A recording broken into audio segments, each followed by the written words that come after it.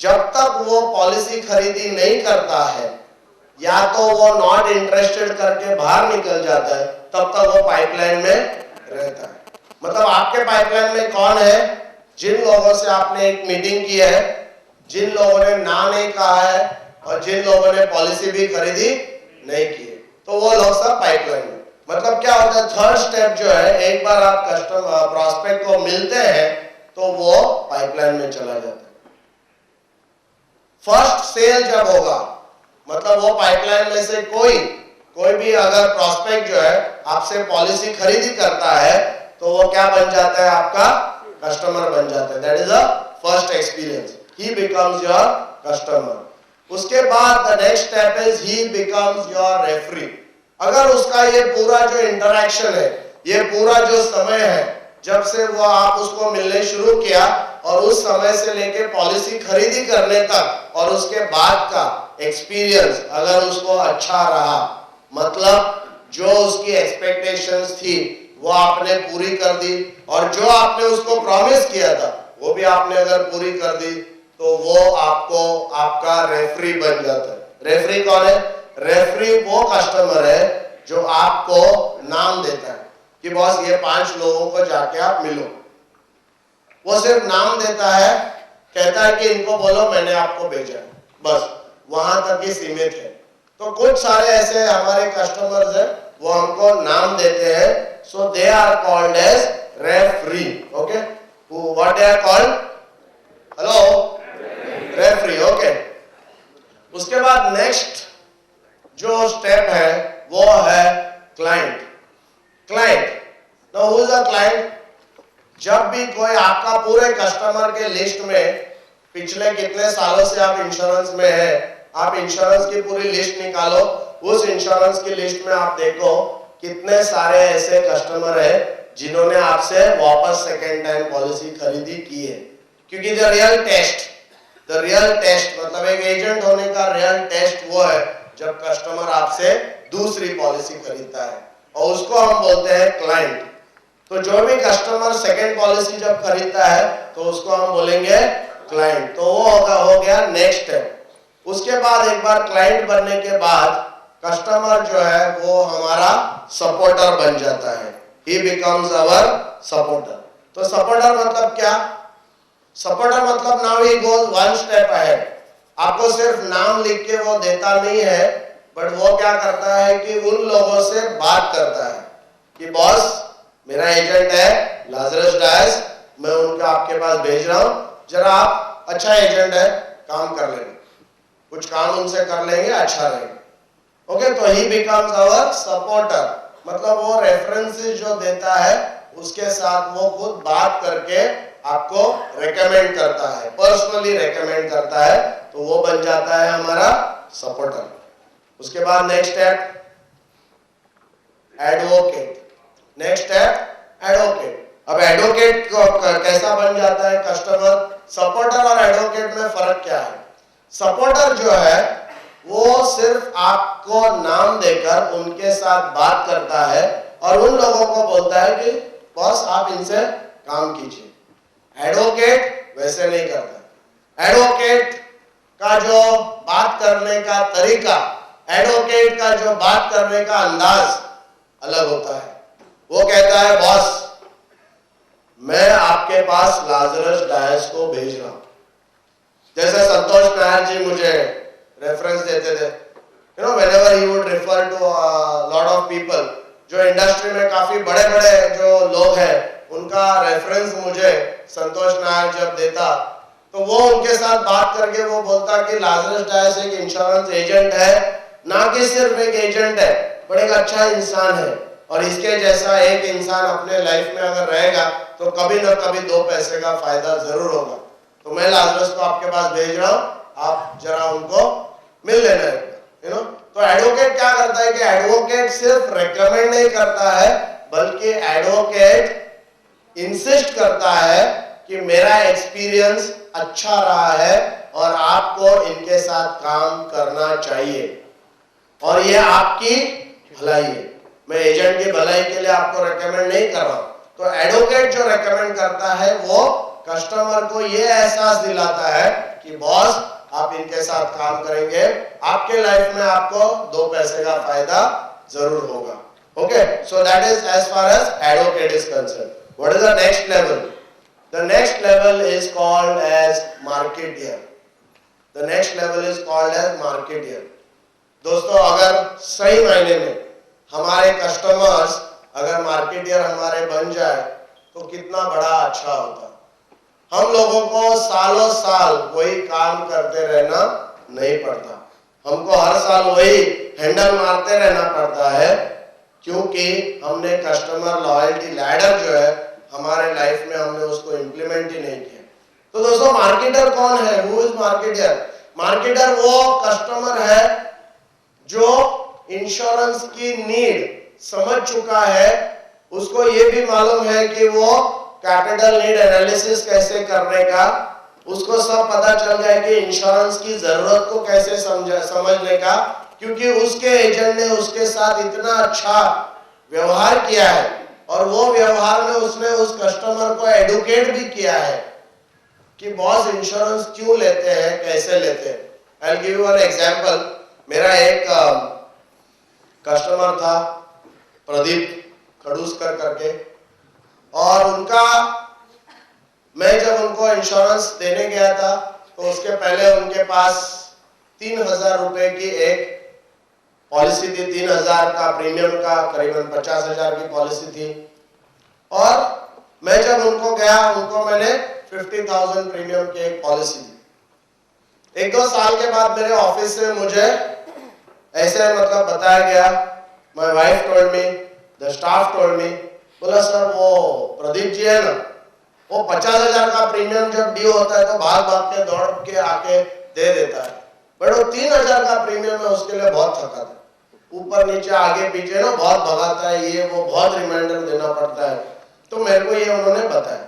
एक दिन मुझे प्रदीप जी मिले, तो प्रदीप को बोला, मैं बोला अरे बॉस, आप वो 50,000 का प्रीमियम इतना जल्दी से भरते हैं और 3000 का आप नहीं भरते हैं, तो I am sure it is not about money, definitely no money के कारण नहीं है, तो व्हाट इज इट?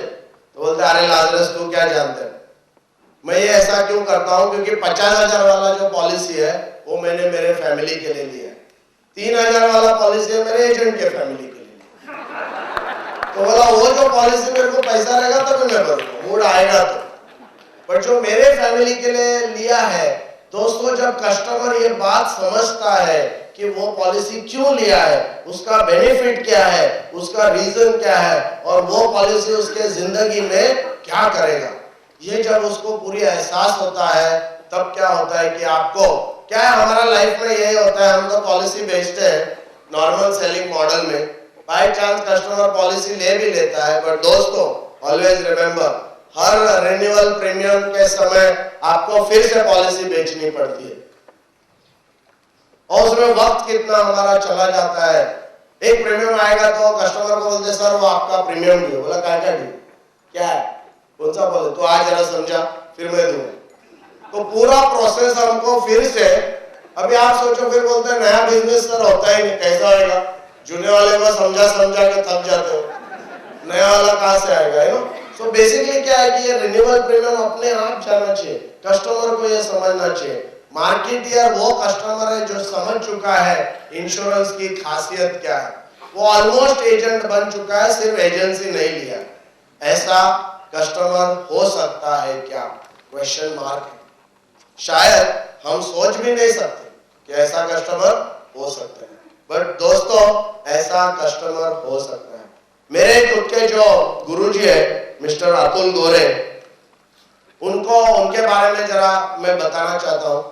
जब मैं उनको फर्स्ट टाइम जाके मिला था तो क्या पता किस बात की किस बात की उनको बहुत ही खफा थे, बहुत ही मतलब नाराज थे, और मुझे काफी उन्होंने मतलब बहुत घसीटा। 1 साल के लिए 25-30 बार मुझे बुलाकर इतनी सारी मीटिंग किया, ये किया वो किया, और फिर जब बाद में 1 साल के बाद मुझे पॉलिसी मिली तो मैं बाद में फिर गोरे साहब को पूछा, सर आपने इतना क्यों मेरे को मतलब why did you do all this, मतलब रिबेट भी पूछा, ये वो सब।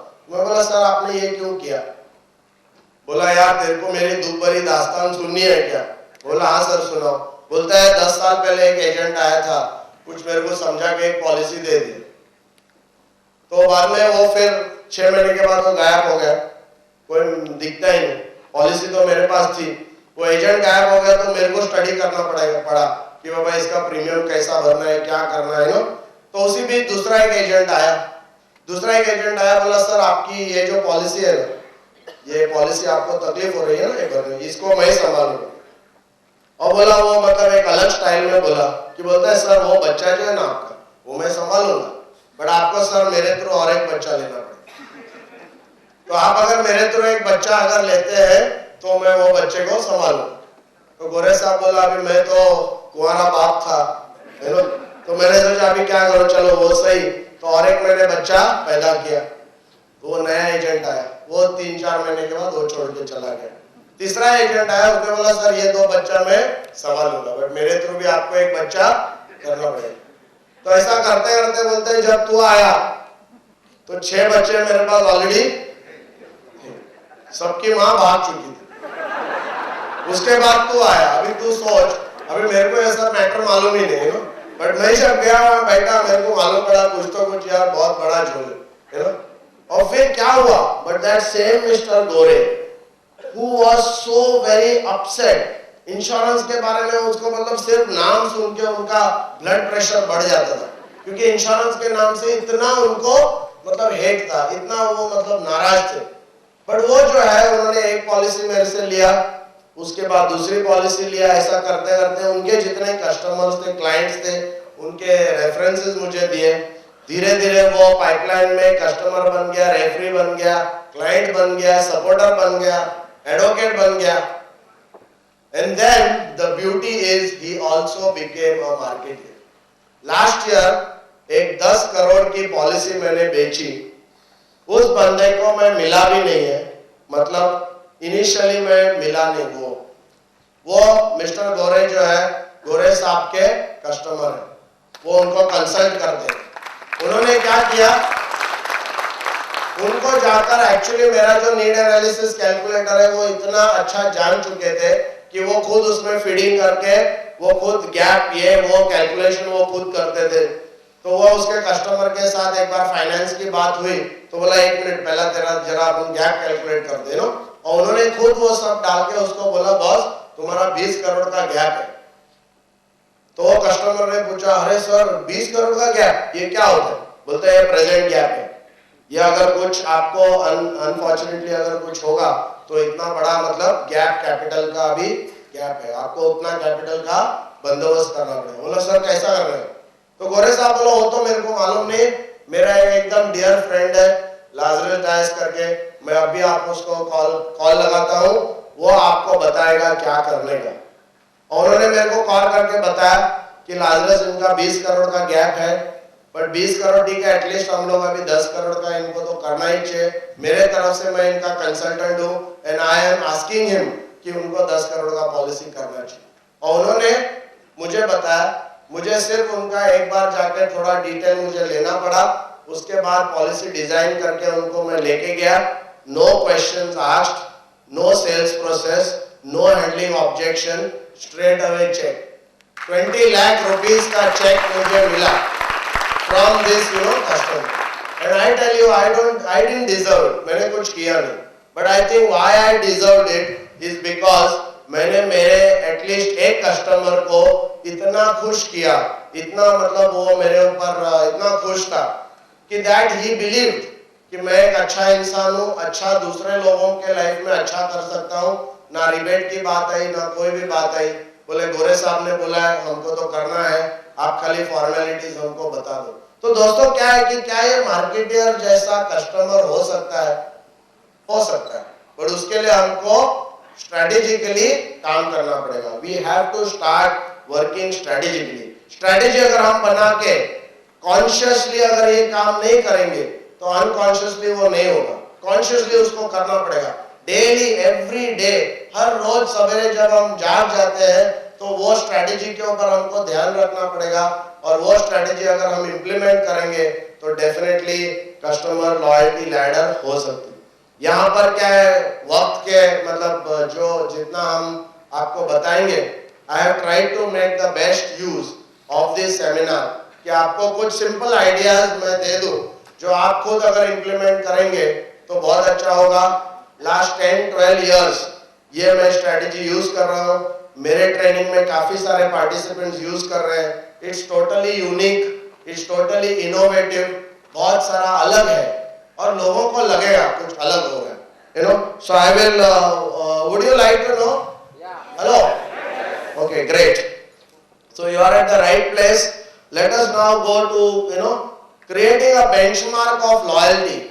कस्टमर जो है उसके साथ हमारा मतलब लॉयल्टी क्रिएट करने का बेंचमार्क हमको एक क्रिएट करना होगा। एक ऐसा मतलब चीज क्रिएट करना पड़ेगा जिससे कि हमको लॉयल्टी जो है कस्टमर की मिलती रहे। Now how do you do it? Follow through after the sale. Generally क्या होता है कि जैसा ही पॉलिसी हमने खरीद लिया और उसको चेक उसका आ गया, पॉलिसी कंप्लीट हो गया, उसके बाद हमारा कम्युनिकेशन ऑलमोस्ट कम हो जाता है, ऑलमोस्ट जीरो हो जाता है। We expect the customer to understand. एक तो पॉलिसी भी लेट आती है, प्रीमियम का रिसीट भी उसको मिलता नहीं है, एंड ही इज वरीड कि मैंने चेक दिया था, चेक तो क्लियर हो गया, बट पॉलिसी का क्या हुआ। तो कहते हैं कि अगर आपको लॉयल्टी का बेंचमार्क अगर क्रिएट करना है तो जितना पैशन के साथ बिफोर द सेल जो आप प्रोसेस करते हैं, जो फॉलो अप करते हैं, जो कस्टमर के साथ एक अच्छा आप कम्युनिकेशन रखते हैं, वही चीज आपको आफ्टर द सेल आल्सो करना है। तो आपको क्या करना है, after the sale you have to meet him to find out if he is happy about the purchase. Normally there is something called buyer's remorse, मतलब जब भी हम कुछ नया चीज खरीदते हैं तो इमीडिएटली हमको बहुत सारे डाउट्स माइंड में आने लगते हैं। क्या ये सही है, क्या ये प्राइस सही है, क्या ये मेरे लिए सही है, क्या दूसरा कुछ और मैं ऑप्शन मैंने शायद देखा नहीं, ऐसे बहुत सारे डाउट्स माइंड में आते हैं। इट इज वेरी इंपॉर्टेंट कि वो समय पे एज एन एजेंट मैं जाके उसको रीअश्योर करूं, don't worry sir, we have done the right thing, don't worry, I have taken care of all that, वो जब तक रीअश्योरेंस उसको मिलता नहीं है, उसके कंधे के ऊपर अपना हाथ अगर हम रख के उसको बोलेंगे कि सर डोंट वरी और everything is taken care of, तो ये हमको करना है to prevent buyer's remorse, to exceed their expectation, to solve any problems. अगर ड्यूरिंग दिस होल प्रोसेस अगर कुछ प्रॉब्लम्स हुआ है, and then to ask for reference, very important कि अगर हमने अच्छा सेल्स प्रोसेस किया है then we need to go and ask for reference. Okay, anyway, there is a slight color problem, but it's there in your notes. Basically, इसको क्या मतलब, एक कस्टमर लॉयल्टी बढ़ते कब जाएगी, कस्टमर की लॉयल्टी बढ़ते कब जाएगी, वो बढ़ेगी when the trust increases। तो कस्टमर का आपके ऊपर का भरोसा जैसे बढ़ते जाएगा, जैसे भरोसा बढ़ते जाएगा, सिर्फ भरोसा बढ़ने से कस्टमर लॉयल्टी नहीं होगा। कस्टमर लॉयल्टी होने के लिए आपको क्या करना है, फॉलो अप ओवर टाइम। मतलब अगर आपका भरोसा बढ़ाते रहते हैं, उसके साथ साथ सेल होने के बाद कितने समय तक आप उसको फॉलो अप करते हैं, उसके बिना पे कस्टमर लॉयल्टी बढ़ती जाती है। तो दो ही चीज बहुत इंपॉर्टेंट है, one is develop high trust and the other is follow up over time. Quality plus friendliness is equal to success, quality plus friendliness is equal to success. दोस्तों, एक अफ्रीका में एक ट्रेन में कुछ लोग सफर कर रहे थे और जो वेटर है वो वहां पर मतलब आया सब ब्रेकफास्ट देने के लिए। एक जो वहां पर कस्टमर था, जो ट्रेन का पैसेंजर था, उसने अपना खुद का ब्रेकफास्ट वो लाया था। तो जब वो वेटर वहां पर गया, सबको ब्रेकफास्ट सर्व कर रहा था, तो उसने देखा एक कस्टमर ने अपना खुद का ब्रेकफास्ट वो लेके आया, बट वो जब देखा कि वो ब्रेकफास्ट तो खा रहा है बट उसके पास टिश्यू पेपर नहीं है, सर्वेट नहीं है, तो उसने क्या किया, इवन दो वो उसका कस्टमर नहीं था, उसने उससे ब्रेकफास्ट नहीं खरीदा था, फिर भी उसने उसको एक सर्वेट दे दिया, बोला sir please help yourself, don't worry, have a great journey, और क्या है कि वो सब लोग एकदम हड़बड़ गए, क्योंकि नॉर्मल ये सब हमको देखने नहीं मिलता। नॉर्मल कभी ब्रेकफास्ट भी लेते हैं तो उसके साथ हमको टिश्यू पेपर नहीं मिलेगा, मांगना पड़ता है, छीनना पड़ता है। बट यहाँ एक ऐसा बंदा था जो he understood the customer. He understood कि उसकी जरूरत क्या है, and though he is not his customer, बोला जाता है जब वो वहां से निकल गया, everybody was very shocked and everybody was very happy कि यार ये जबरदस्त बंदा था.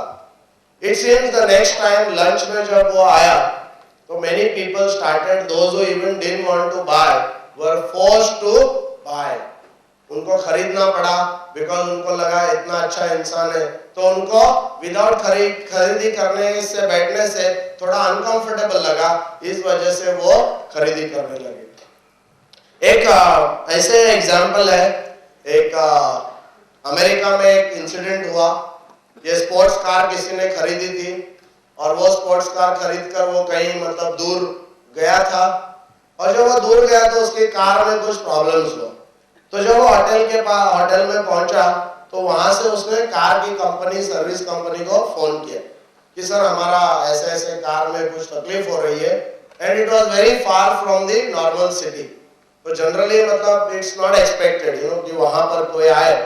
ही expected that they will say please bring the car, और वो कहीं बाहर जा रहा था. उसने कॉल किया. कॉल करने के बाद वो लोग बोला सर हमारे स्पोर्ट्स कार में कोई प्रॉब्लम होता नहीं. तो बोला यार वो सही बात है, बट हुआ है अभी प्रॉब्लम. तो बोला सर हमारे स्पोर्ट्स कार में कोई प्रॉब्लम होता नहीं है, बट एनीवे मैं मैकेनिक को भेजता हूँ. उसने अपनी गाड़ी की चाबी नीचे दे दी और वो बोले सर जब हम मैकेनिक भेजेंगे आपको कॉल करेंगे. इट वॉज लेट इवनिंग, रात हो गई, बहुत देर हो चुकी थी. वो सो गया. उसने सोचा अगर वो आएंगे तो शायद कॉल आएगा, बट सवेरे जब हुआ तब तक किसी का कॉल नहीं आया था. And he was very upset. बोला यार अभी मैं क्या करूं. So he went down just to go back.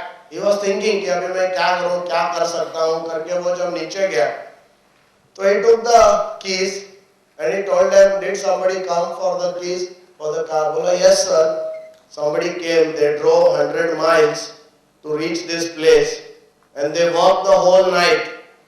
पूरे रात भर वो लोग ने काम किया and they made the car okay.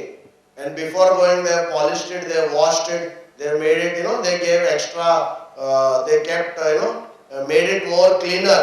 What they were not supposed to do.